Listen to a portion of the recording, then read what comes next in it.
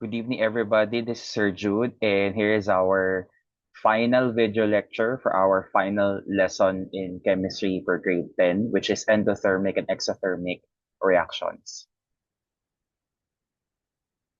Admittedly, this lesson is not really the most exciting nor the most interesting because it's too cerebral or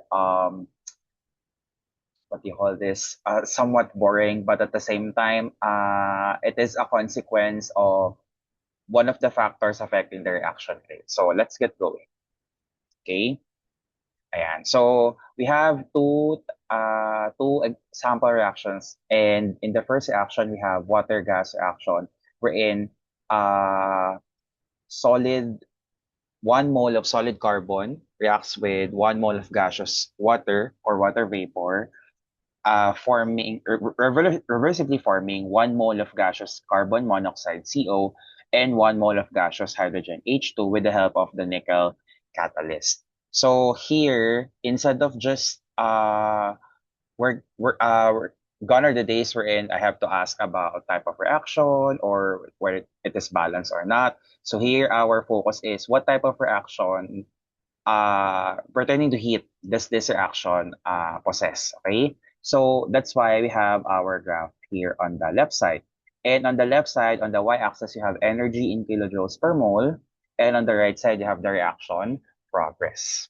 Okay, and you also have two curves. The solid curve is uncatalyzed reaction, so no catalyst, while the broken curve is a catalyzed reaction, so with catalyst. Okay, so let's label the parts of the graph so we can answer the corresponding questions afterwards. No? So at the bottom left of the graph, you have the reactants energy, wherein the value is already given to you 0.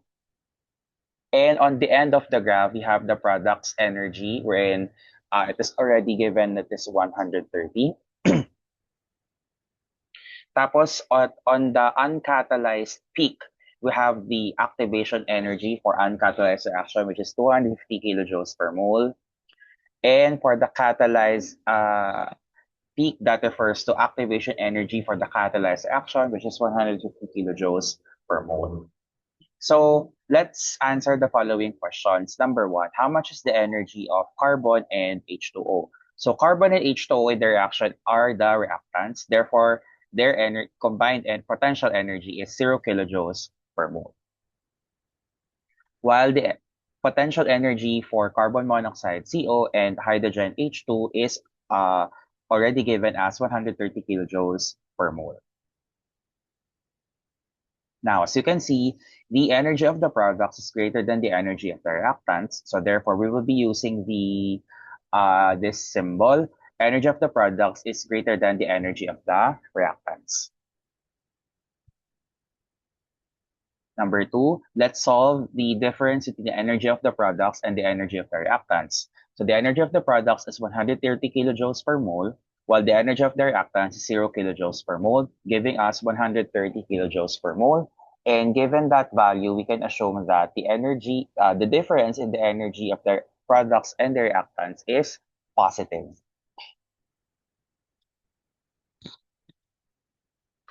Okay. Number three, how much is the activation energy without nickel and with nickel? So nickel in the reaction is our catalyst. So we have to look at the activation energies uncatalyzed and catalyzed. So without nickel, that's uncatalyzed activation energy. That's 250 kilojoules per mole. While with nickel, that's our catalyst. So we have to look at the activation energy for the catalyzed reaction. That's 150 kilojoules per mole. No need to solve anything for number three. We can deduce or conclude that the catalyst lowers the activation energy of the reaction. The activation energy nga pala is the energy you need for the reactants to completely transform into the products. Okay, so you need to overcome that activation energy para si reactants maging products at magkaroon ng successful reaction. Okay, so by the way, given these properties, we will be classifying water-gas reaction as an endothermic reaction.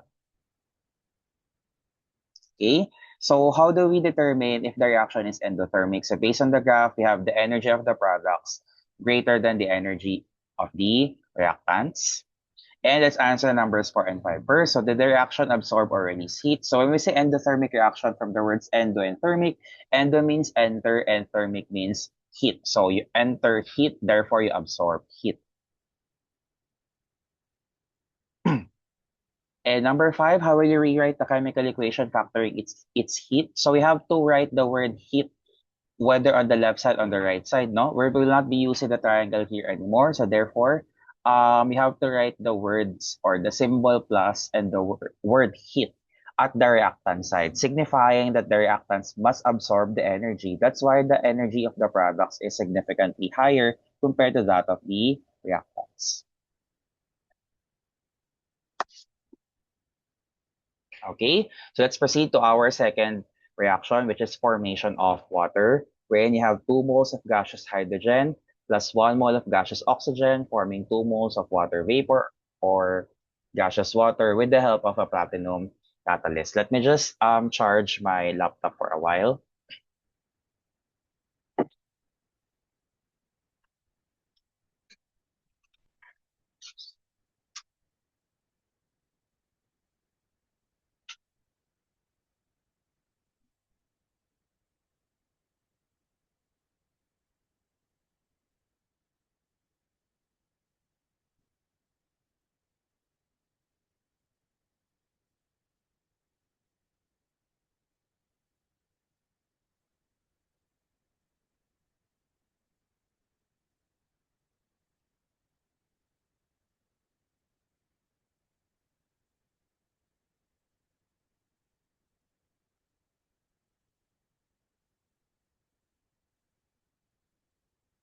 Apologies for the brief interruption. So let's label first the parts of the graph in the formation of water. So just like in the previous graph, we have energy in kilojoules per mole as our y-axis and the reaction progress in x-axis. No?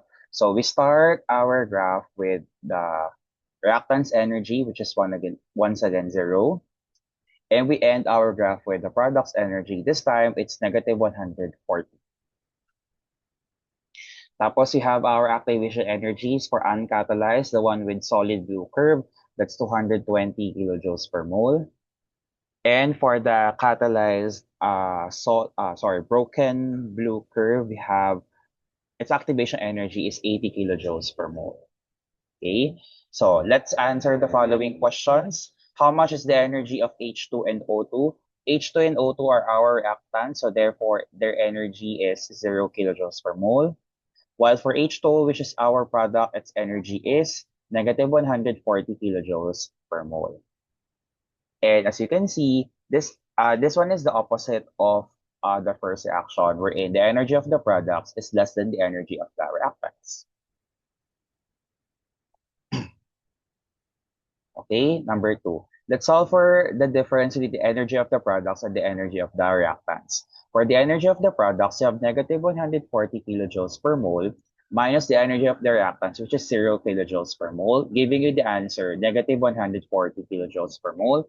And based on the magnitude of this answer, therefore, the difference of the two energies is negative.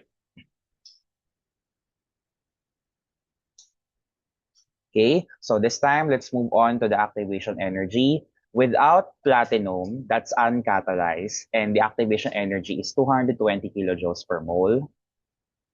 And with platinum, that's catalyzed, and the activation energy is 80 kilojoules per mole. Okay, so just like in the previous example, we noticed that the catalyst lowers the activation energy, which is good because once you lower the activation energy, you now have the alternative pathway wherein you have a shorter or sorry, a lesser amount of energy for the reactants to form into products. That's why, as you may recall, in our previous lesson, which is factors affecting the reaction rate, on our sixth fact and last factor, which is the catalyst, we already concluded that catalysts always speed up the reaction rate. And that's because it always lowers the activation energy. Okay. And based on these characteristics, we can classify that formation of water is an exothermic reaction. We have to do all this process because you cannot just identify whether a reaction is endothermic or exothermic just by looking at the chemical equation. You have to look at the graph. Okay. Next, number four, did the reaction absorb or release heat? So because this is exothermic reaction and the opposite of endothermic reaction, from the words exo and thermic, exo means exit and thermic means or thermal means heat. So heat exits. So therefore, heat is released. In number five, how will you rewrite the chemical equation factoring its heat? So in the previous example, you wrote heat on the reactant side because it's endothermic, heat is absorbed. This time, you will write the word or the symbol plus and the word heat at the product side because it is now released.